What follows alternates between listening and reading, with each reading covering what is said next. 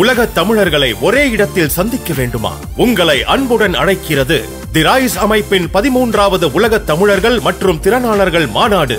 நடைபெறும் நாள் ஜூன் 7 முதல் 9 வரை 2024 சுவிட்சர்லாந்து நாட்டில் உலக புகழ்பெற்ற டாவோஸ் காங்கிரஸ் சென்டரில். இன்றே பதிவு செய்வீர். www.tamilrise.org. தொடர்புக்கு 9150060032.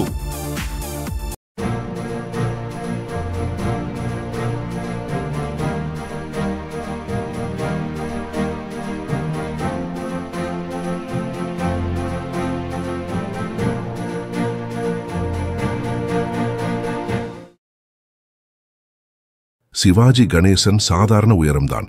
ஆனால் சோழ மன்னராக மேக்கப் போட்டால் என்ன ஒரு கம்பீரம்!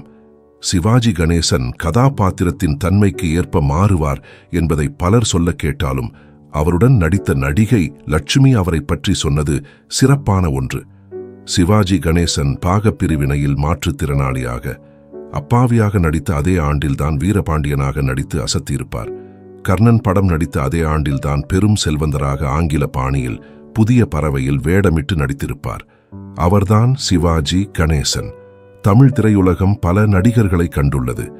M.R. ராதா, கலைவாணர் என்று அழைக்கப்பட்ட N.S. Krishnan, K.R. Ramasamy, M.K.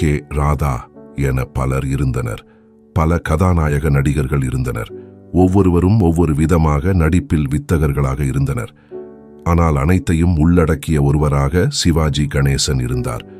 Sivaji Ganesan நடிக்க வந்த காலகட்டம் சிவாஜி கணேசன் போலவே நாடகத்தில் நடித்த அனுபவத்தின் அடிப்படையில் திரைத்துறையில் இருந்தனர். போட்டி மிகுந்த காலகட்டம். அதில் முந்தி வருவது என்றால் அதற்கு கூடுதல் உழைப்பை செலுத்த வேண்டும். அதை செலுத்தினார் சிவாஜி கணேசன். அதில் வெற்றி கொடியும் நாட்டினார். இதை எழுத்துக்காக பதிவு செய்ய முடியாது. இதை தமிழகமும் கண்டது. சுதந்திர போராட்ட வீரரா, வீர மன்னர்களா, கப்லோட்டிய தமிழனா, முன்னணி வழக்கறிஞரா, போலீஸ் அதிகாரியா, சாதாரண குமாஸ்தாவா, அனைத்துமாக வாழ்ந்து காட்டியவர் சிவாஜி. சிவாஜி கணேசன் பெரும் மன்னர்கள் பாத்திரத்தில் நடித்துள்ளார். கடவுளர்களாக நடித்துள்ளார். அந்த வேடங்களில் அவர் நடிக்கும்போது பாத்திரமாக மாறி உடல் மொழி கம்பீரமான குரலில் வசனம் என உடன் நடிப்பவர்களே பிரமிக்கும் வண்ணம் இருக்கும். வரி, வட்டி, திரை, கிஸ்தி என வீரபாண்டிய கட்டபொம்மனாக ஒரு புறம், டேய் பட்டினத்தான் தம்பிய கெடுக்காதடா என அப்பாவியாக பாகப்பிரிவினை படத்தில் வித்தியாசம் காட்டுவார். சிவாஜி கணேசனுடன் ராஜராஜ சோழனில் நடித்த நடிகை லட்சுமி தனது அனுபவத்தை ஒரு முறை கூறியிருந்தார். சிவாஜி கணேசன் சாதாரண உயரம்தான். அவர் செட்டில் இருக்கும்போது சாதாரணமாக தெரிவார். ஆனால் மன்னர் மேக்கப்பை போட்டுவிட்டால் பிரம்மாண்டமாக தெரிவார். எங்கிருந்துதான் அப்படி ஒரு தோற்றம் வருமோ தெரியாது. அப்படி ஒரு கம்பீர தோற்றம் இருக்கும். இதை நான் பல நாள் கவனித்திருக்கிறேன். ஒவ்வொரு முறையும் அந்த அனுபவம் ஏற்பட்டிருக்கிறது என்று சொல்லியிருக்கிறார். அவர் சாதாரண ரசிகை கிடையாது. அதே கலைத்துறையில் இருந்த சக நடிகை. இதுபோல் பல அனுபவங்கள் பல நடிகர் நடிகைகளுக்கு ஏற்பட்டுள்ளது.